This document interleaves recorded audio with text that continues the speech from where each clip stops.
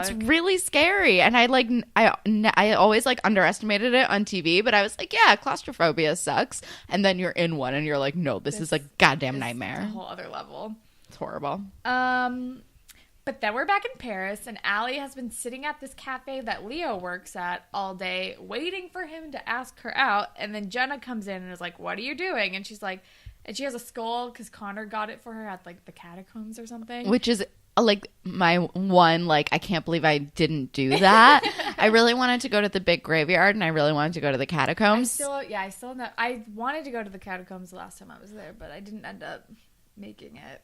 I feel like our next trip should be Paris. I'm in. I mean, I can't afford it. I'm down.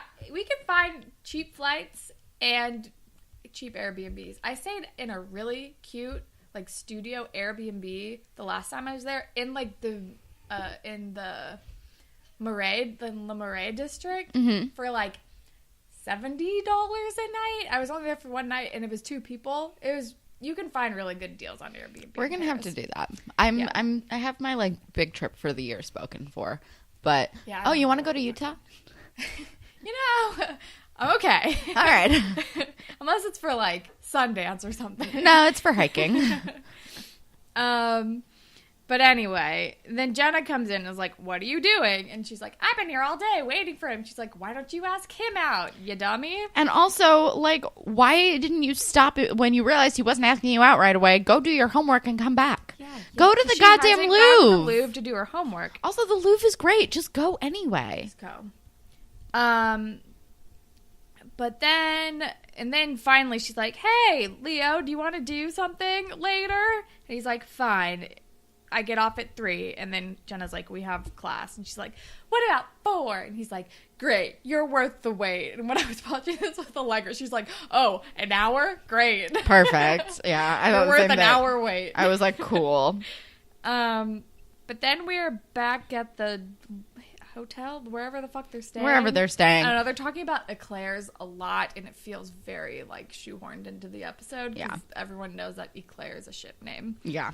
Also, we find that Tristan is still not eating carbs. Oh, and he's still wearing terrible fedoras, because that's when this is happening. But also now he thinks that Miles is into him. Yeah, and now he and Zoe are, like, competing for him. Also, and then we're in French class with these people, and none of these kids speak French. I wrote, do none of these children do their French homework? None of them understand what the teacher, like, gives them instructions for an assignment in French, and Miles is the only one who understands. You've been taking French for how long? Yeah, I feel like they must start earlier in Canada, right? I mean, I don't know. Like, don't get me wrong. I mean, it was really easy to get into AP French for, like, me, because no one took French seriously, so no one could speak French, and I really liked it. But, like, you know, there was a reason that only the people that got into, like, the upper, like, honors and AP got to go on the trip. I don't think that's the case with this trip. I don't either, because none of these... Like, you can pay for it, you can go. None of these kids speak French. None of these kids know what they're doing. Even if you only took it your freshman year... You have to at least know a little bit. A little bit. You know? Enough to get around. Yeah. You know? So you live in Canada. So many people speak French there. Everything has, like, French instructions around the city, right? They're in Toronto. We were there. Yeah. Everything has French instructions. Like, you should speak French. It's stupid. You should at least, like, be able to recognize, like, the gist of what this woman is saying. Yeah. I mean, I don't know. Maybe not. But... it seems ridiculous that they can't get it. Like, Alli not understanding the woman on the street, I understand. Because she's speaking very quickly. Very quickly, and, like, you know, how you kind of give directions. You're like, and I think also, and, like, stuff like that, where you're like, it's not like, turn left here, turn right here. Yeah. Like, that I get. Yeah. But you should be able to, like... be like, I want you to go and do this. You are going to partner up and, like, order... food somewhere. Like, that was the assignment. You should be able to order food. That's the vocab that you should know. I ate and drank my way through France when I was 16 in French. Like, It's not hard. That's the easiest part. Yes. But anyway, Tristan and Miles partner up for this thing. Yes. Oh, also, I just got so sad. Tristan's not eating carbs and he's in France. Dude, you gotta break that rule if you're in Paris. You gotta. Eat all the bread and cheese. All of forever. it. What are you thinking? That makes me really sad. Right? I ate like mostly just bread and cheese the last time I was there. That's what you do. It's like bread, cheese, and foie gras. That was all I ate. That sounds good. Foie gras. Oh my god. Ooh. I could eat that every day. Truly. Not podcast related. We should get dinner soon and get pate. Get French food. Yeah. Anyway. Yeah. Anyway, moving on. Anyway. Claire is on like WebMD and is trying to diagnose herself. Which is always a terrible idea. And she's freaking out about the MRI results. And that's kind of it. She's like, when am I going to know? When are we going to find out? And the nurse is like, I'll ask about it. Like, I understand why you're freaking out, but there's nothing you can do about it right now while we're literally just waiting for the results to happen. And she like runs off to go see Paula. Yeah. But then real quick, we're with Miles and Tristan on their assignment. And then we learn that Miles used to like be a dancer, but now he used to be a hip hop dancer because like a song plays and he's like, I love this song. I used to dance to it. And Tristan's like trying to figure out his sexuality, which also kind of same. Yeah. And he said, you're like a real life Billy Elliot. Can I make a guess? I think either Winston or Miles is gonna be. I think Winston might be gay, and I think Miles might be bi. I feel like Miles is bi. Right? Yeah. I feel like he is. I don't know if that's for sure, but I feel like he is. I think he is. But then Tristan gives him a really awkward kiss, and it's like the moment was not there to do that. No, Tristan. it was. And it was awkward after the moment, and Miles is like, that's okay. Let's just keep walking and pretend that never happened. But later we find out that Tristan misinterprets that reaction so much. Although he is, like, exceptionally cool about it. Like, Yeah. he's definitely awkward, but... But it's more like, ooh, I didn't know that was happening. It's fine. I don't want you to be embarrassed about that. Let's just pretend it didn't happen. Exactly. It's actually kind of kind. Yeah.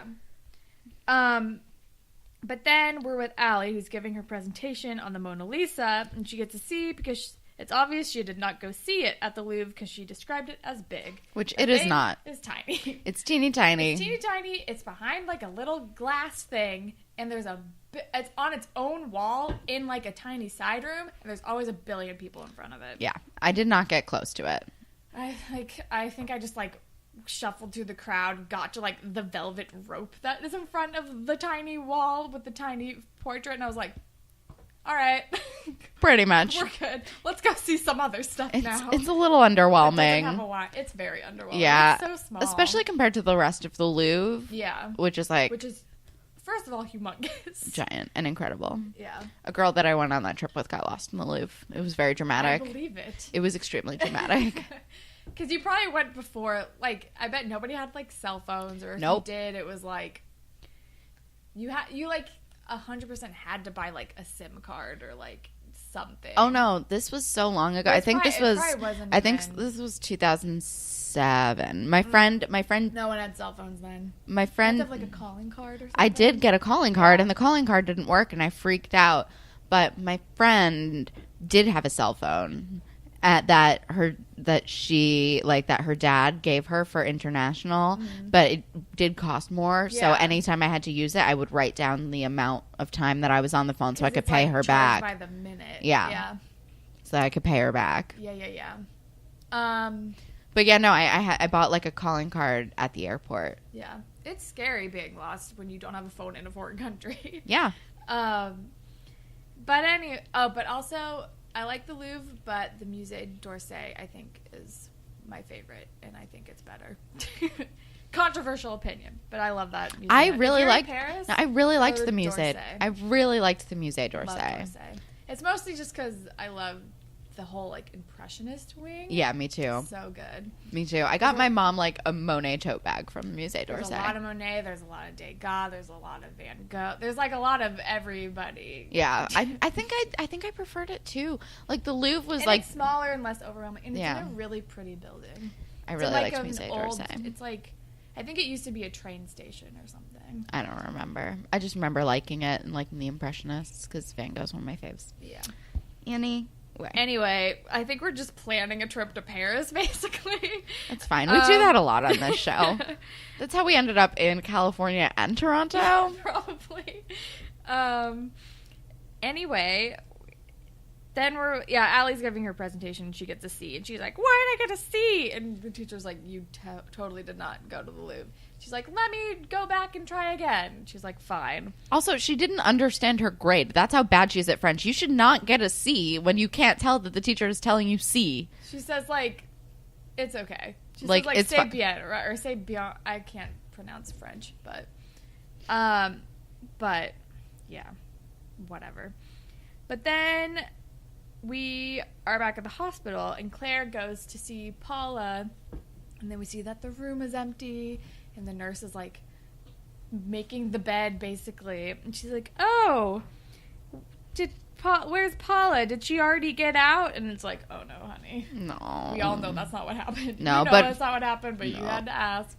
And also she says that lucky duck, which I know that this is a serious scene, but I cannot abide that lucky duck. And it's very sad. But then she has, like, called up Drew, and she's, like, planning vice president stuff, because she's like, I want to make sure everything's okay for the school year, because she's freaking out. Yeah, well, also we find out that they had the same cancer. Right. So she's, like, having a real... Yeah. Also, Drew had a puppy? He brought a dog to the hospital. Because Claire called him while he was, like, bringing the dog to the camp, but he, like, didn't make it, and was like, I guess I'll bring this dog. And it pees on the floor. And she's still wearing a blazer. And she's like, you clean it up, because, you know, 'Cause I have germs. cancer. And he's like, you're in a sterile. And she's like, oh, good, the one science fact you know. But then we're with Alli on her romantic date on a bridge, like, overlooking the city with Leo, who has a picnic. But Alli is like, ooh, do you think it'd be cool if we can go to the Louvre? Or I failed my assignment. I need to go back to the Louvre. Or I think she starts to say, would you want to swerve this date over to the Louvre so I can go see the Mona Lisa? But he, like, interrupts her and is like, oh, you want me to do your homework for you? And I'm like, that's not what she was saying. No, although she does lead with, what do you think of the Louvre? And taking notes based on what he's saying, which I thought was a weird move. And then she was like, and he was like, you should go. It's really lovely. And she was like, do you want to go now? But it closes in like an hour, so we should hurry. And he's like, I'm sorry? Yeah, he's like, no, thank you. I understand him jumping to this conclusion. I'm being upset. I'm Team Leo. But I also don't think she was trying to get him to do her homework. Oh, no, I don't think so either. I think that was a weird leap.